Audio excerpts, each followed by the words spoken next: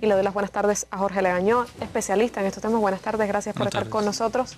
Especialista en estos temas que tienen que ver con América Latina y Venezuela. De eso estaremos hablando en este momento, pero primero les propongo escuchar las declaraciones que hizo este fin de semana José Vicente Rangel, ex vicepresidente de ese país, que habló precisamente sobre las amenazas de magnicidio contra el presidente Nicolás Maduro. La actividad está ahora en manos solamente de personal colombiano y mayamero. Los francotiradores ya fueron seleccionados y de los 5 aviones del lote adquirido en Estados Unidos que están en bases colombianas controladas por efectivos norteamericanos, hay uno que ya fue artillado y preparado para actuar cuando lo determinan las circunstancias. Los planes son proyectados para la fecha electoral de diciembre y en especial se relacionan con la actividad que prepara la oposición inmediatamente después de los comicios municipales. El ex vicepresidente de la Nación, también comunicador, denunció en este caso que en la delegación colombiana que se reunió días pasados con el canciller Elías Jawa se encontraba un representante de inteligencia de Israel encargado de informar sobre el tema Venezuela. Las reuniones de los cancilleres de Colombia y Venezuela, efectuadas últimamente, fueron provechosas y garantizan por ahora que la presión que ejerce Álvaro Uribe para afectar las relaciones no avance. No obstante, en algunos medios de inteligencia causó sorpresa que muy cerca de la canciller del vecino país y formando parte de su delegación estuviera alguien a quien llaman con el seudónimo de Her.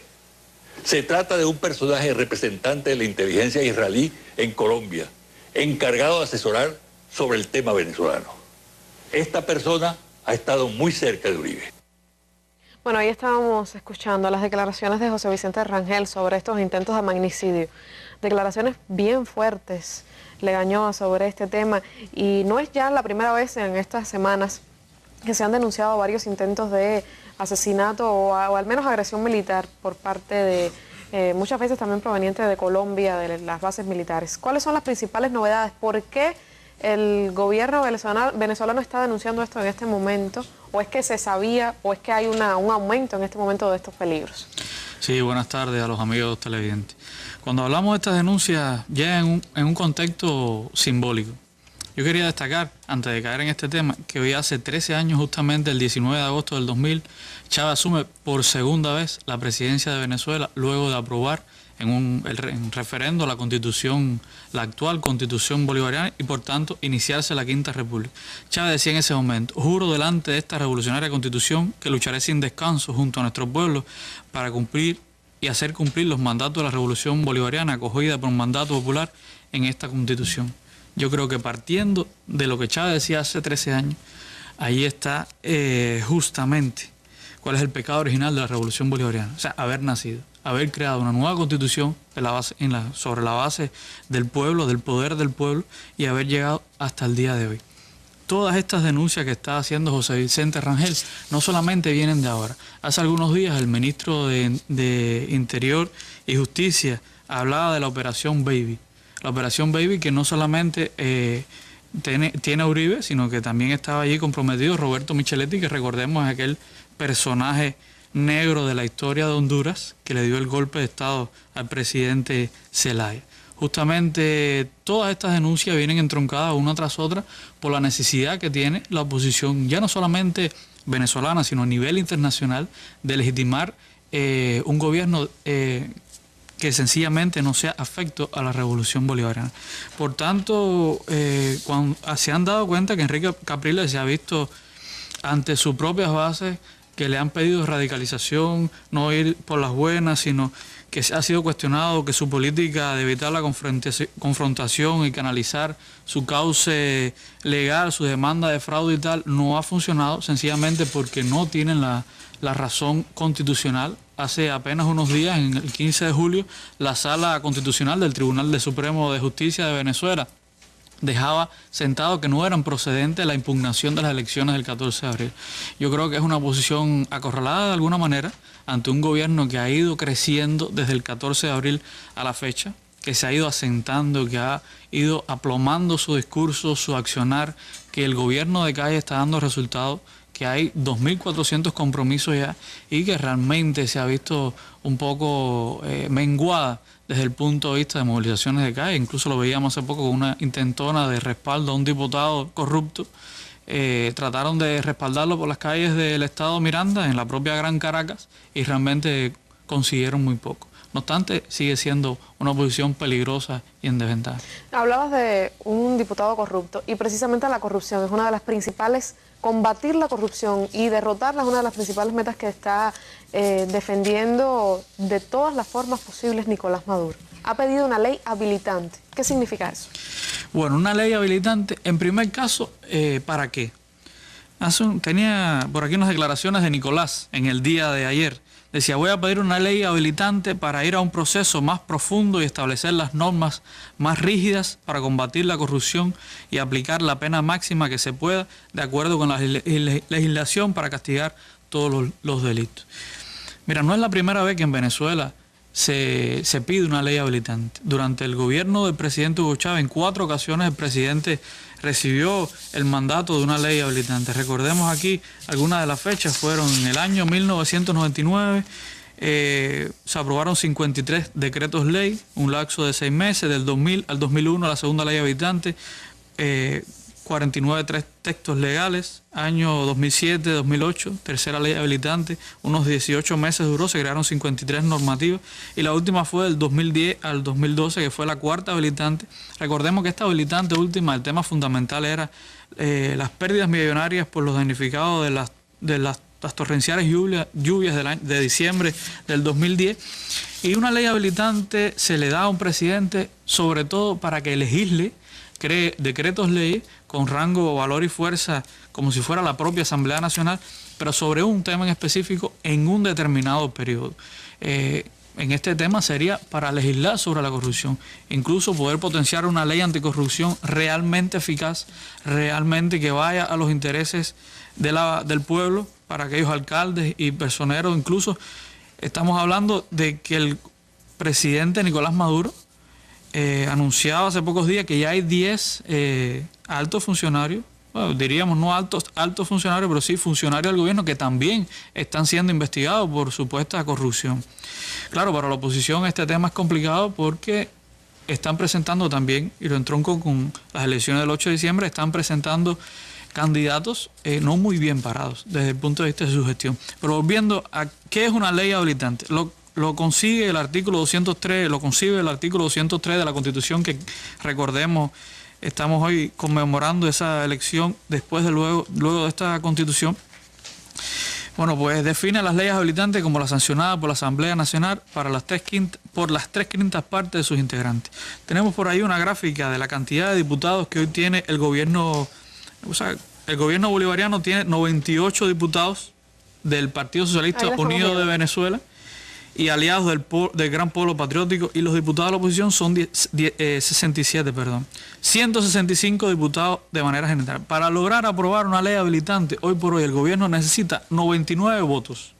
99 votos, veamos que hay 98 diputados del chavismo, lo cual, viendo el tema del que estamos hablando de la corrupción, sería muy sospechoso que la oposición venezolana se opusiera, incluso al menos una parte de sus miembros, de sus 67 miembros, se opusiera a un proyecto de ley habilitante de esta índole.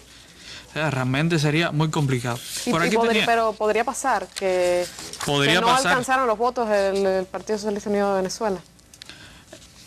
Eso sería en este momento complicado decirlo, pero yo no creo que eso suceda.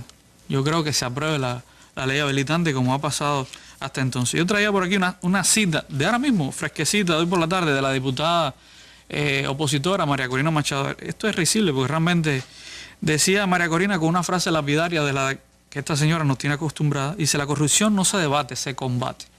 Pero cuando uno va al trasfondo estamos hablando de un doble discurso. Estamos hablando de que hay casos de corrupción dentro de la propia oposición venezolana. Recordemos, antes de la elección del 7 de octubre, el caso del diputado Juan Carlos Caldera, que por ahí anda todavía su moción para el desafuero parlamentario. Juan Carlos Caldera fue captado infragante por cámaras de televisión recibiendo dinero dinero mal habido para una campaña electoral, primero sin declararlo incluso. Luego recordemos hace poco el debate que hubo en la Asamblea Nacional sobre Richard Mardo, otro diputado que pretendió ser el gobernador del estado de Aragua, a manos llenas recibiendo dinero de qué lugar. Y recientemente, la semana pasada, veíamos el debate en la Asamblea Nacional sobre Oscar López, que es nada más y nada menos que el director del despacho de Enrique Capriles Radonqui. ¿Es casualidad? Es la pregunta que uno se puede hacer.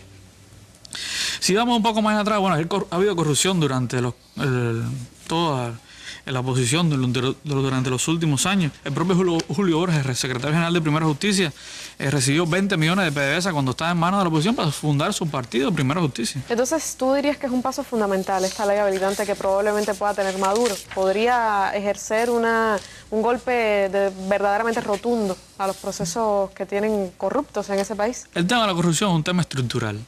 No podemos tomar este tema como ligero. Primero, hay que revisarnos como gobierno bolivariano qué está pasando con nuestros alcaldes, con nuestros 20 gobernadores y con todos los funcionarios que tenemos en el alto gobierno, ¿sabes? En las estructuras ministeriales. Maduro ha anunciado que va a haber una revisión de los ministerios en Venezuela para ver qué está pasando y hacia dónde vamos. No solo se trata de investigar a funcionarios de cualquier tipo, sino también a los funcionarios públicos. Porque Chávez, yo creo que yo leía hoy las raíces incluso bolivarianas del propio pensamiento de anticorrupción de Maduro, que pasó también por Chávez. Que Chávez en algunos de sus discursos habló. Bolívar en 1810-11, si más no me falla la memoria, hablaba del tema de la corrupción. Y recordemos que es la Venezuela hace 200 años. Por tanto, no es un mal que se le pueda achacar a la revolución bolivariana. Tiene mucho que hacer por delante la revolución bolivariana en ese sentido, y yo creo que lo va a hacer, y lo va a hacer bien. Una de las grandes batallas que tienen por delante también tiene que ver con las elecciones del 8 de diciembre. Ya se han anunciado algunos candidatos, y es interesante lo que, bueno, la perspectiva de algunos candidatos bien pintorescos incluso, porque Pérez Pirela será interesante verlo como un político también, un hombre tan conocido por los medios en ese país. Cuéntanos cómo marcha los procesos electorales al 8 de diciembre. Se han dado a conocer nuevas candidaturas. Pérez Pirela sigue siendo un show más allá de lo mediático, continúa siendo un show político. Yo lo veía hoy en el sitio de lapatilla.com disfrutando de su candidatura, La Iguana TV, me confundí de sitio, La Iguana en TV, disfrutando de su candidatura y en la construcción del segundo puente sobre el lago de Maracaibo, una obra realmente muy importante que va a estar para el 2019, que es una promesa también del gobierno bolivariano. Bueno, 335 alcaldías. Estas 335 alcaldías ya están los candidatos bolivarianos, se reunieron con el presidente Nicolás Maduro, está designado el jefe del comando de campaña, comando chavista, Bolívar Chávez, que es el compañero Francisco Meliach, gobernador por el estado de Carabobo. Realmente una persona con experiencia. Jorge Rodríguez sale de este empeño porque Jorge Rodríguez también va a optar de nuevo por la alcaldía del municipio Libertador, que es el distrito capital de Caracas. Bueno, Capriles anunciaba hoy lo que él llama su trabuco. Ha reciclado la vieja fórmula de hace quizás un año y medio en la que él le llamaba el gran trabuco a que él iba a ser el presidente, su gobernador iba a ser el alcalde de Sucre, Carlos Ocariz, y su alcalde en Sucre, que hoy es Ocariz, iba a ser Juan Carlos Caldera. Pues ni hubo presidente Enrique Capriles Radonqui, Juan Carlos Caldera está enredado con la corrupción, y Carlos Ocariz sencillamente se tiene que conformar de nuevo con aspirar a la elección de su alcaldía municipal. Recordemos que Sucre es posiblemente uno de los municipios más poblados de América Latina. Ahí está la parroquia de Petare, que sí es la más poblada de América Latina. Los que conocen de esto saben que estamos hablando de grandes cerros poblados de pequeñas casas. Bueno, ¿para dónde va el 8? En fin, el tema de la oposición, repetir las candidaturas de relieve que ellos estuvieron defendiendo, no está despertando mucha emoción. ¿Por qué? Personajes desprestigiados completamente, no lograron en las últimas elecciones de gobernadores mover un gran pueblo. 70% fue del voto chavista, 30% solamente el voto opositor. Yo quería recordarte aquí algo de lo que ya está adelantando la Mesa de la Unidad Democrática. Ramón Guillermo Aveledo, que es el coordinador de la Mesa de la Unidad Democrática, decía que ellos aspiran en diciembre, el 8 de diciembre, a alcanzar 7.500.000 votos. O sea, unas 168 alcaldías y 1.100 concejales concejales municipales que también se van a discutir. Pero uno se pone a pensar, 168 alcaldías contra 335 alcaldías que en realidad existen. Bueno, pues están declarando sencillamente que van a obtener si la obtienen, una supuesta victoria pírrica. Realmente ellos mismos están valorizando qué está pasando. Bueno, ¿a qué se enfrenta el chavismo? Primero, ha habido una mejora de la economía en términos generales. La normalización del mercado, las medidas contra el delito. Ha habido una reducción del 44% de los apagones, de las interrupciones del servicio eléctrico. En esta misma mesa redonda hablábamos hace un tiempo del sistema electroenergético venezolano. Ha habido un aumento de la cantidad de megawatt. Están bien claras las líneas estratégicas en este sentido. Y bueno, esto también podría conllevar un poco de normalización en los índices macroeconómicos. Lo que quizás tuvo que ver con los resultados de las elecciones presidenciales. También fue alguna de esas cosas. Y lo otro, el gobierno de calle de Nicolás Maduro ha calado. Y ha calado para bien. Yo creo que en ese sentido va caminando muy bien. Ahora, ¿es suficiente el cuadro que le está presentando el chavismo al pueblo? Yo creo que va a haber mucha autocrítica que hacerse, incluso algunas propuestas de alcaldes que va a haber que revisar, lo han declarado ellos mismos. Todavía no es una propuesta totalmente pulida, pero se está trabajando en ella de manera tal que se pueda llegar al 8 de septiembre con la unidad mayor posible. El propio vicepresidente del Partido Socialista Unido de Venezuela, Diosdado Cabello, hablaba de que el casa por casa va a ser de nuevo la fórmula. Hay que visitar alrededor de 3 millones de hogares venezolanos para conseguir, ha llamado a pasar la barrera de los 8,5 millones de votos. Esto no es una cosa sencilla. Él no lo logró Chávez en su momento, solo llegó a 8,6 millones. Realmente hay que ir mucho más allá.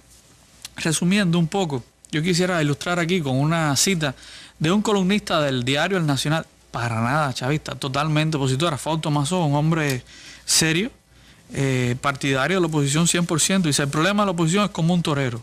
El torero ya le han puesto, el torero ya le ha puesto 40 banderillas al toro. Este ya está desfallecido, pero no se cae. Ahí es donde está el peligro. En esa oposición agazapada, que ha habido menguada su fuerza después del 14 de abril, pero que se puede estar reconfigurando de cara reorganizándose. Hay un detalle muy importante para terminar. Se habla de que hay desunión, no solo se habla, se demuestra que hay desunión dentro de la oposición, pero ojo, los últimos procesos electorales, recordemos, 26 de septiembre del año 2010 para la Asamblea Nacional, 7 de octubre para la elección presidencial, luego para las gobernaciones y luego la elección presidencial, en cada momento se han reconfigurado y han logrado la unidad entre ellos. Ese es hoy el gran problema. Y un mensaje político que convoca a algunos. Sobre todo eso, que no dejarse engañar por una oposición que promete, pero ni siquiera ni en sus gobernaciones ni en sus alcaldías logra números que logren convencer al pueblo de una buena gestión.